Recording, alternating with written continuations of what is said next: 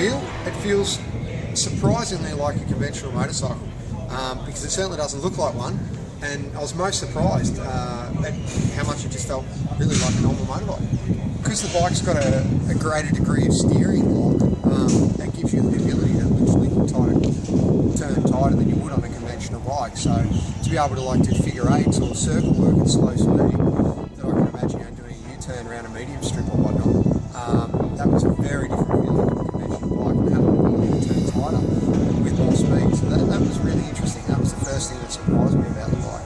Also, on change of direction, the bike didn't feel like it picked up over the tyre. Under braking was definitely a strong point. I mean, you've still got the amount of dive that you would have, or an amount of dive, like a conventional motorcycle gives you the dive from the forks compressing. This allows some dive, the way that the boys have got it set up, but you can trail brake into the corner well past where you normally would on a conventional bike with a lot more braking pressure. So that was something that it's going to take some time to get used to, because it's so different to a conventional bike in that sense. The big thing for me was how quick that it gave me confidence, how much feel I had through the front tyre. The connection between my input and the handlebars and the response from the tyre was excellent, very much like a conventional motorbike. So the feel there was good, because when you look at the amount of work in the Linky setup, you could easily think that there'd be slop in there or you'd lose some feeling, but I didn't. That was very direct, so that was a big positive.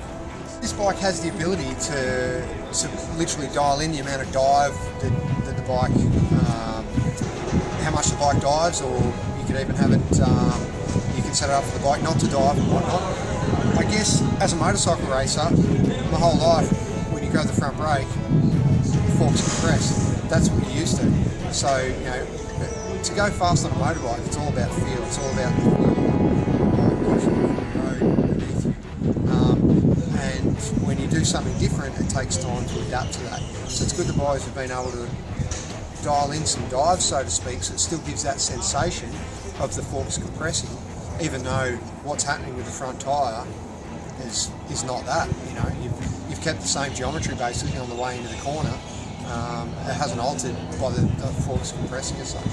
A race bike's it'll be the next step, really, to take that next limit and push it harder and then see how it responds.